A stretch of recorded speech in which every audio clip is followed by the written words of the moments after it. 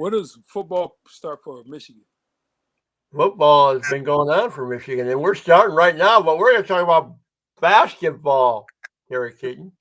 Coach Keyton Crawford here on the Crawford Podcasting Network.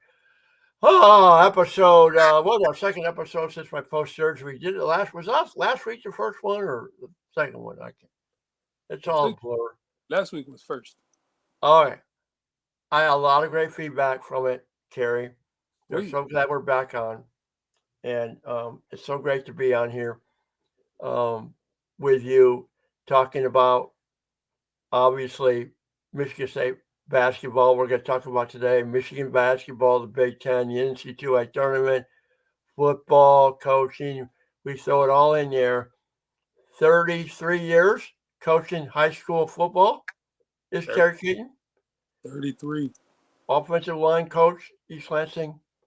He's done an amazing job with kids because he can relate to kids and kids can relate to him, which I think is the most important ingredient as a coach, as a mentor. Don't you think? Absolutely. You gotta be able to bridge those gaps. And it helps having young daughters. There you go. It makes it a little easier because you're still relating to the young. But yeah, you gotta be able to blend the old with the new. I've noticed, I follow coaching from a variety of sports, even managerial stuff, in Major League Baseball, all of it. J.D. Bickerstaff, what he's done with the Pistons, a coach makes, and geez, they're like where'd that come from? I mean, it's like, it's relatability, respect, admiration, and ability to motivate to put everything for the team. And I know you did that in your high school coaching days. And if you didn't enjoy it, you wouldn't have been doing it.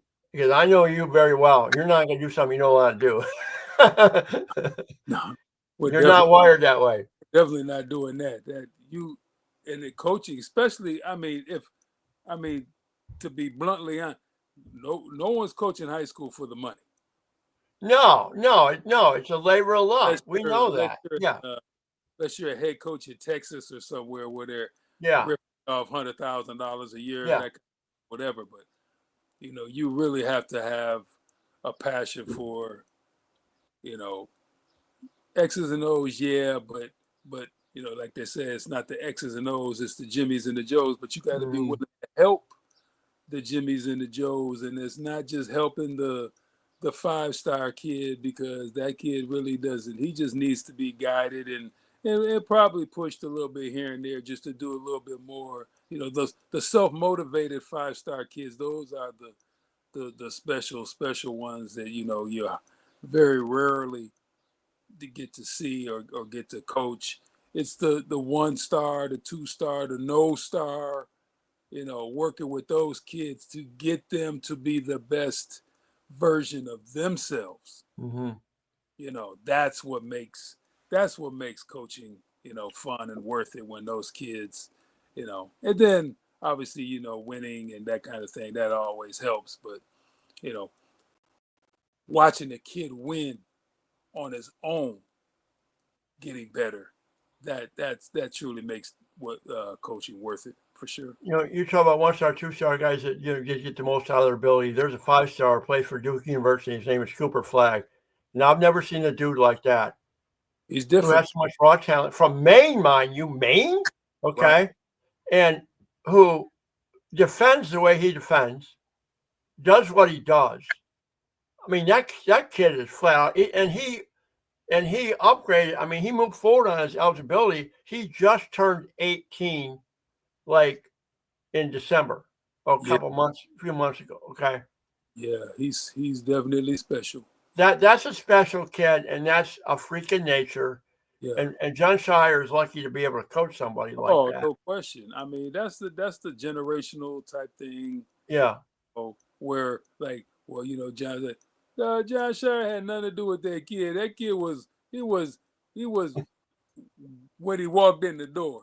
Like, just don't screw him up. That's stay out of the way.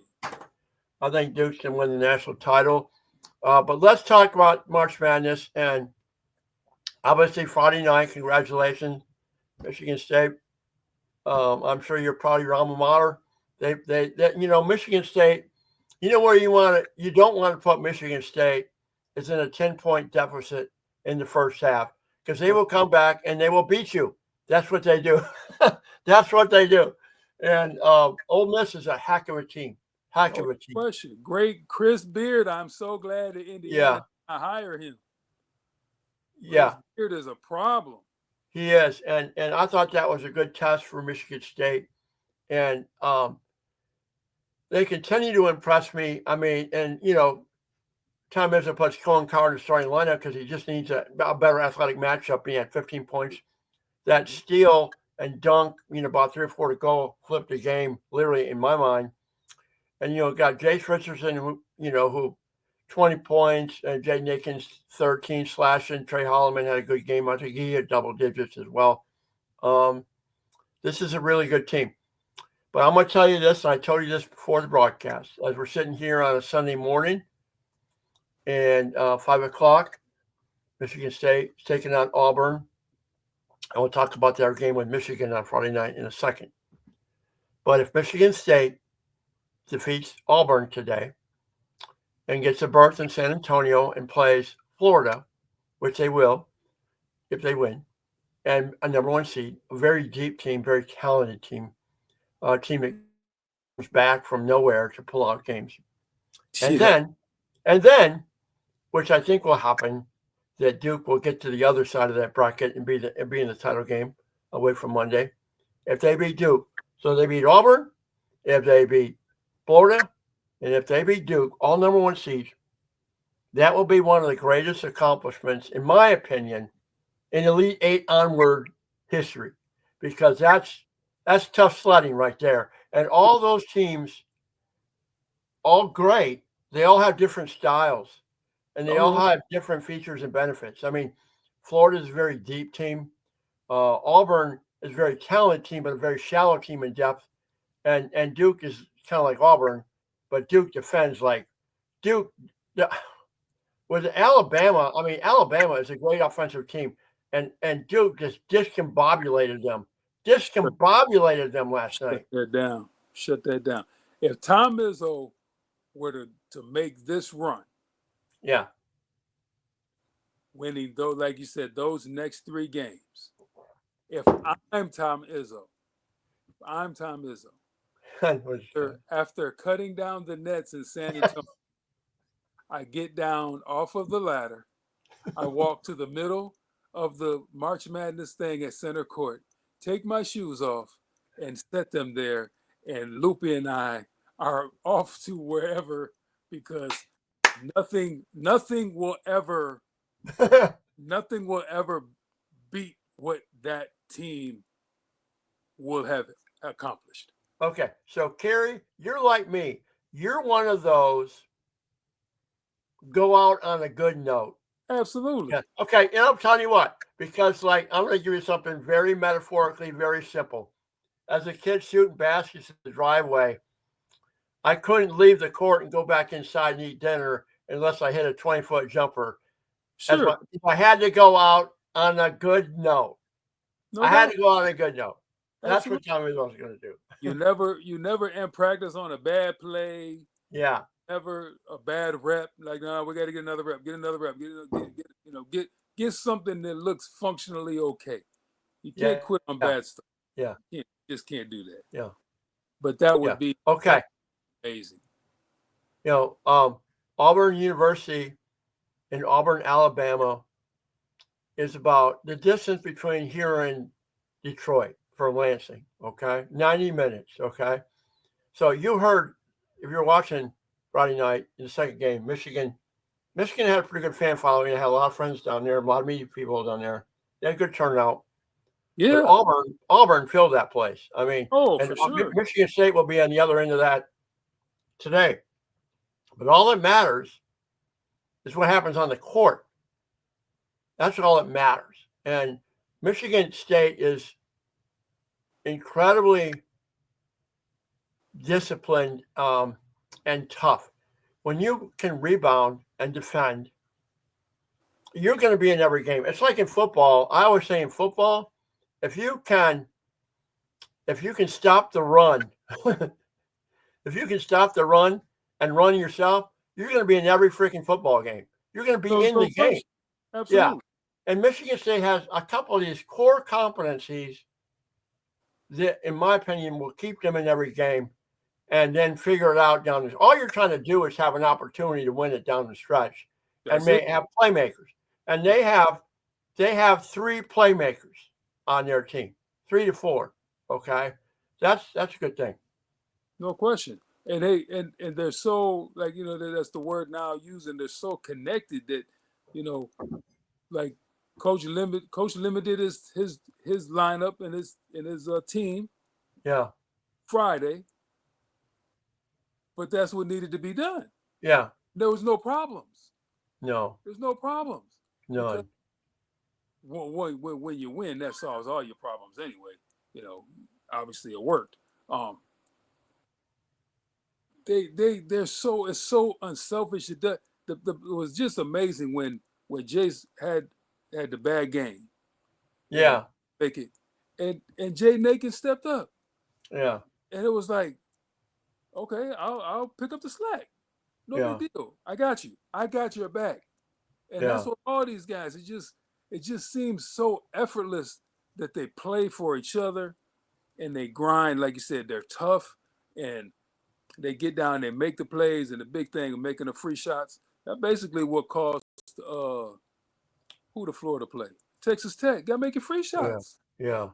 Mr. 101s, and then next thing you know, Walter Clayton bombing them threes all over the place. And, Clayton was he was amazing. There's a 1-point deficit. Like, wow, yeah, just that quick. But you got to make it. And we made the free shots Friday.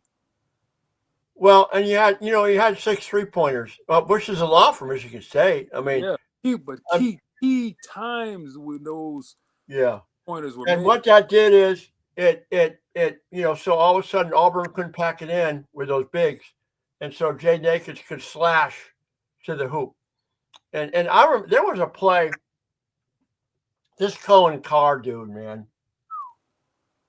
he's phenomenal. I don't think people understand how good of an athlete this cat is. I mean, well, if they don't, then they're looking through. Well, he's a left-handed guy. We know that. He had a right-handed body hook that it was so strong, he looked ambidextrous. I mean, he looked as strong with his right at that moment on that. But it was a critical time down the stretch. And he's probably been working on that because everybody knows, that he's left-handed. And he's everybody knows he's left-handed. Right shoulder, that kind of thing. Got both ways down there. You get in the post down there with the big guys. Yeah. You got to set them up. But that left-handed thing still, that, how many true left-handed players do you play against? Oh, I know. But this Sean Padula from Ole Miss, bad boy. There's an alpha dog. There's an alpha dog. He looked like Niedermeyer from Animal House. I mean, but man, that cat was a player. No he fear was a player. Oh, yeah. Put him and Clayton in the backcourt together. Oh yeah. Well, we go back to about guard play. It's an overused cliche. Guard, you're only going to go far in the tournament if your guards take you, and that's happening with Michigan State and other teams. But okay, Kerry Keyton, what do you think the chances are of Michigan State defeating Auburn today? Which Michigan and Auburn were neck and neck, but they were neck and neck because both were playing at the same level. They were playing bad basketball. Michigan had eight, and I'm going to use this term lightly, unforced turnovers. I mean, the ball going right through your hands like a sixth-grade basketball team. Michigan had the opportunity to win that game. Oh, no they question. could have won that game. No question. And they didn't. But Auburn showed me, and I think Kenny the Jet Smith mentioned this in the post game. They just took it up a level. Michigan was up by 9, all of a sudden that 20-2 run, whatever the hell it was, and it just like poof. And basketball is a weird sport now. The basketball can flip on a stick, man. Oh, just yeah. like that. Like you said, the arena itself was full of Auburn people. Oh, yeah. And momentum, okay, who you are, but it affects you in those closed-in spaces like that, even more so than outside, because you just don't, you feel the pressure. I think Michigan just the pressure, the pace, they just ran out of gas. They ran out of gas, and you're absolutely right. And it would have been a great thing to have Michigan State today. It would be wild, but they just weren't at Auburn's level, and they had a great run. Dusty May is the future. I'm excited about this program. I have no idea who's coming back. I don't care what anybody says. Oh, I'm coming back, or we're going. I mean, I'm going to go in there media day on October, and I'm going to see who's on the team. And Sure. I don't even going to focus on who's on the team until I walk in that room, because you just don't know. Yeah, you don't know. And the fact, portal crap. Like the number one kid, the Wolf kid. We'll talk about it in our football group chat. Like, he's struggling. Like, when he gets to the NBA, he's gonna be a problem. 7-footer with a handle and can shoot the three. I mean, that's like Luka Doncic. Yeah. No, he could. He's got some skill set things to work on. But you're right. I think but Michigan's gonna be fine. But I just think that Michigan State right now, and you talked about Izzo going out in all the glory, him and Loopy at half court if they win this thing. Man, I've never seen anything set up for a team more dramatically than what Michigan State has set up for them.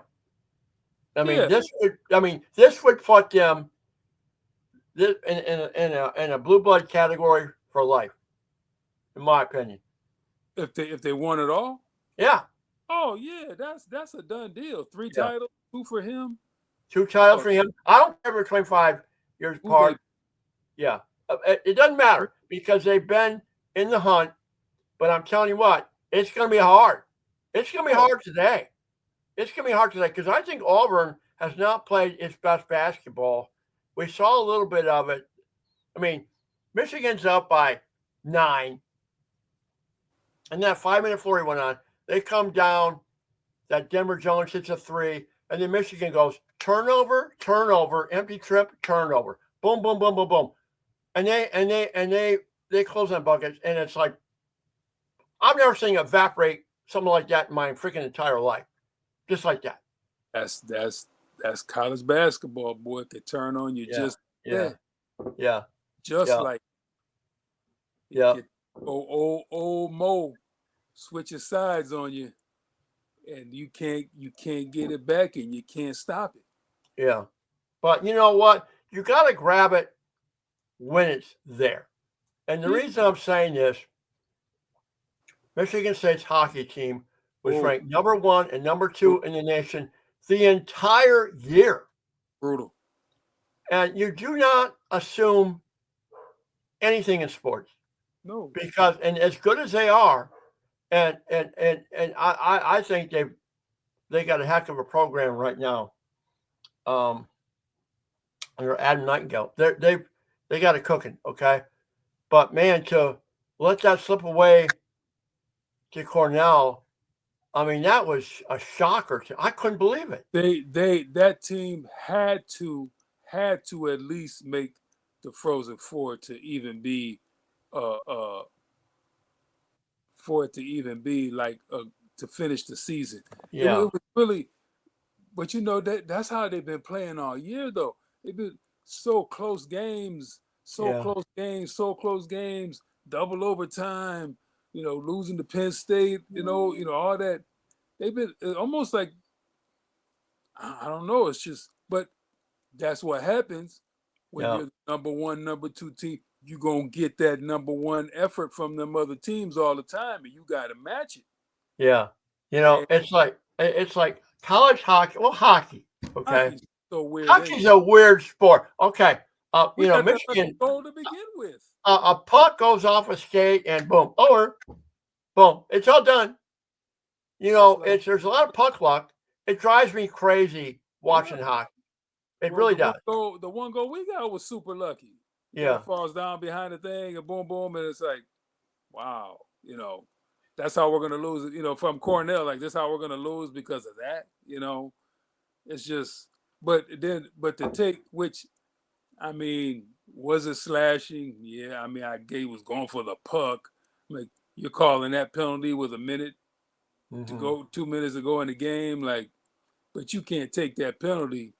That was the first one they had the whole game. Yeah. You taking a man down with a minute and a half to go in the game, like, and their power play sucked. Yeah. And speaking of Frozen Four, congratulations to Western Michigan. The Broncos are making the Frozen Four for the first time in the history of their program. Really? Yeah. So, I mean, the state of Michigan, I thought it was Michigan State going to be there. Right. But it's Western Michigan. In the Big Ten, I don't know if Penn State's still involved. I don't know. But Minnesota got knocked out. Maybe hockey is best in the Northeast. Let's be real. That's where the college hockey is strong. The Big Ten's not maybe that strong in hockey. The Western Michigan plays the what? The ECAC or CCHA? CCHA? I don't know. I mean, I just know they're the Broncos, and I heard they won. And over for them. They got a lot of seniors on that team, though. Yeah. They gave Michigan State all they wanted when they played. Yeah. Well, I mean, Ferris State's been good in hockey over the years. Michigan Tech, it's great. All them good teams. Yeah. We're a hockey state. You look on the Red Wings roster, 7 of those Red Wings are from the state of Michigan. So it's we're a hockey state. Anyway, so where are you watching? Where are you watching the game today at 5:05? We're watching it right in this chair that I'm sitting in right now. All right. I mean, that's the reason I say that, I see all these TV things live from Crunchies, and all these people are sitting there watching this game, and it's like I was never one of those. If my team is in, I'm home at Crawford Indoor Stadium, maybe with a few of my friends, and that's it. I can't be in one of those cluster environments. You can't even hear the commentator, and it's just obnoxious drunk people. It's not my thing. I don't have any desire to be in any, what they call them, beer gardens. I don't have any desire to be in there with beer gardens. That's like something your dad would say, a beer garden. That's a Dave DeMarco, baby. Dave DeMarco, beer garden. That's what he talks about, the beer gardens. He's come back home too. Yeah. We'll get Dave on. And Dave's been reaching out to me, like, following my surgery. He's really sent me some. We got to get him home, and then we got to get him in that after Tim Stout's time slot on that little 7:30 or something, because get him back on radio. He's been just real supportive of me after my surgery, and I got, he's gonna come back from Alabama, so we go way back. Oh, he's a great dude. All right, Kerry. Hey, have fun today. Good luck to your Spartans. Spartan Dogs. Have a great week. Back to school, back to bus driving. Back to the grind, baby. Doing what you do, but I know you do it with a smile. And we'll talk to you next Sunday here on Coach Keyton Crawford, here on the Crawford Podcasting Network. As Kerry always says, go green. Go blue. See you, people.